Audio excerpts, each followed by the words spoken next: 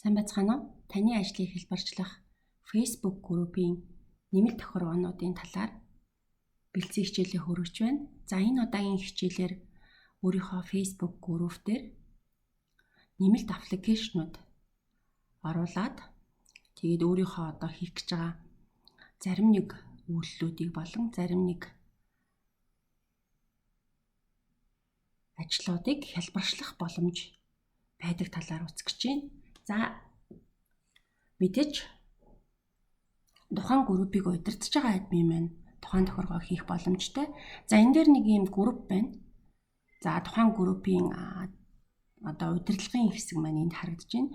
Мэдээж тухайн админ маань суурин компьютер болон ноутбук дээрээс эдгээр тохиргоонуудыг харах боломжтой. Тэгээ админд харагддаг зүүн талын удирдлагын хэсэг байгаа. За энэ хэсэг дээр ороод тухайн группийн админ маань settings хэсгийг дарж өгнө. Settings хэсэг. За settings хэсгийг дарангуут үндсэн ерөнхий тохиргооны цонх гарч ирж байгаа. За энэ цонхны хамгийн доотлолт нь болохоор advanced settings гэж байгаа. За энэ дээр app гэдэг байгаа. За энэ дээр тохиргоогоо хийх гээд дарангуут одоо тухайн групп дотор зөвшөөрөгдсөн Facebook-ийн үндсэн өөрийнх нь одоо тухайн групп дотор нэмээд оруулаад ашиглах боломжтой аппуудын листүүд энэ дээр гарч ирдэг. За энэ дээр add app дарлаа. За тэгээд add app дарангуут одоо бүх аппликейшнуудын төрлүүд байна. За entertainment аппууд байна, тийм ээ. За shopping буюу одоо бүтээгдэхүүн үйлчилгээ худалдаж авах боломжтой аппууд, чатны аппууд байна, messenger bot тий. За бүтээмжийг нэмэгдүүлэх, хэрэглээ хэлбэрчлэх аппликейшнууд байна.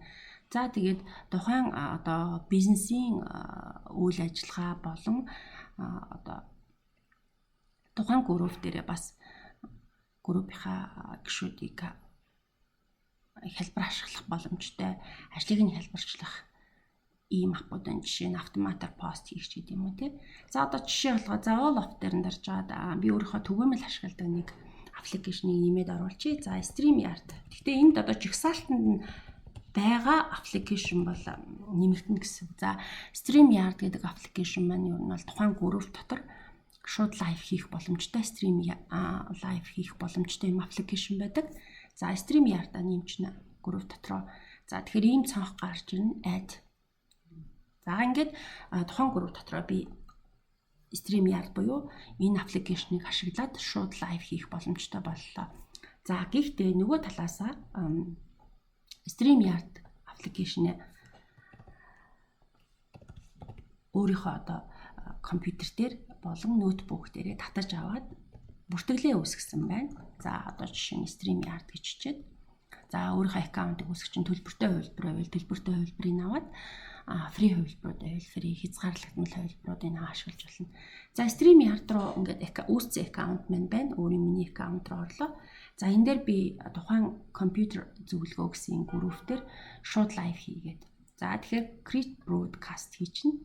За тэгээд тухайн группээ нэмж оруулж ирэх шаардлагатай бол энэ destination-ыг нэмээд за групп байна уу гэд группээ нэмээд за эндээс группийнхаа өөрийнхөө удирддаг группийн листүүдээс одоо тухайн аппликейшнийг суулгасан группээ сонгож байгаа.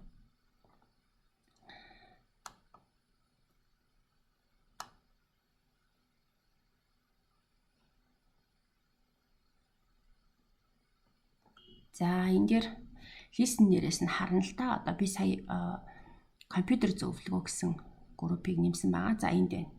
Тийм ээ. За энэ дээрээ дарчихна. За тэгээд тухайн групп дотроо би ингээд шууд лайв хийх боломжтой болчихж байгаа. За энэ дээр одоо тест гэдэг тийм тест. За тэгээд broadcast гэж шууд лайв стрим хийж байгаа гэсэн үг байхгүй юу? Компьютераасаа шууд лайв стрим хийж чинь. За хэрвээ би дэлгэц шеэрлэх шаардлагатай байх юм бол дэлгэц шеэрлчих болж байна.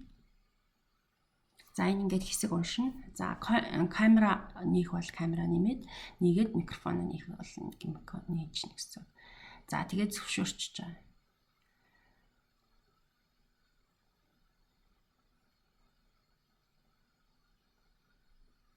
За энэ дээр мик камера За ингээд аавна. За би энэ дээр камера түр хаацсан байна. За би камера хааж болно, стоп камер гэдэг.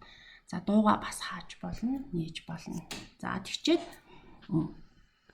энэ дээр одоо тухайн лайв хийх гэж байгаа лайвынхаа гарчгийг ямар учир холбогдолтой ингээд те гарчиг оруулж өгөөд тест хэрвээ хүн хийх гэж байгаа нэрээ оруулаад тэгээд broadcast хийж. За ингэхээр одоо тухайн групп дотор хийх шууд лайв хийх тухайн аппликейшны тохиргооны цонх гарч ирнэ. За энэ дээр стрим руугаа одоо тухайн дүрс дуугаа нэмж оруулна. За тэгээд камера бол камера нээчихнэ. За камера байхгүй бол камера нээхгүй бол камера хаачих болно. За ингээд магадгүй одоо ямар нэгэн файл ширлэх гэж байгаа бол одоо яаж харагдахын ширийн байдал нь гэдэг. Файла видео файл юм уу те? За видео файл юм уу? PowerPoint ч юм уу те? Аль нэг нь байна уу гэж байгаа. За ингээд видео файлаар шеэрлээд. За үндсэн одоо файл маань яаж харагдах вэ гэд те. За ингэж харагдана.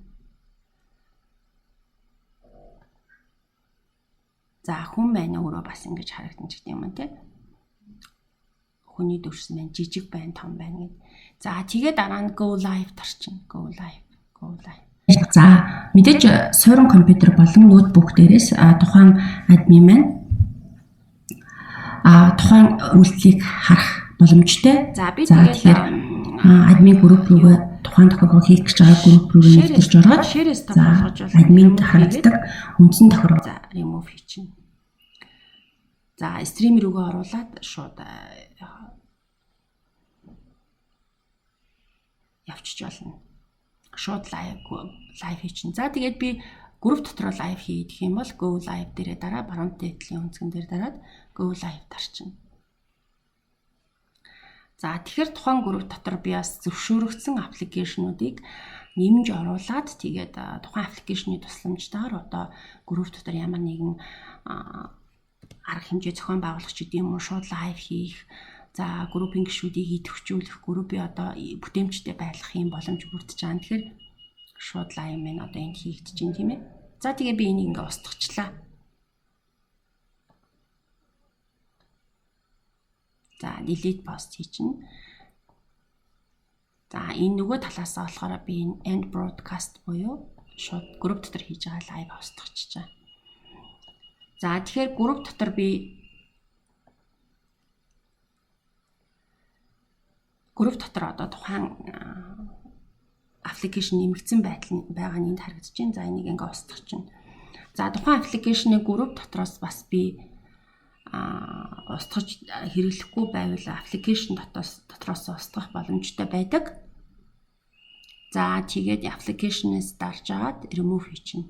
За ингээд гих мэтлэнгээр одоо тухайн групп дотор Facebook-ийн өөрийнх нь зөвшөөрсөн одоо аппликейшнуудыг нэмж оруулах хасах юм боломж бас байдаг байх нэ. Анхаарал хандуулсанд баярлалаа.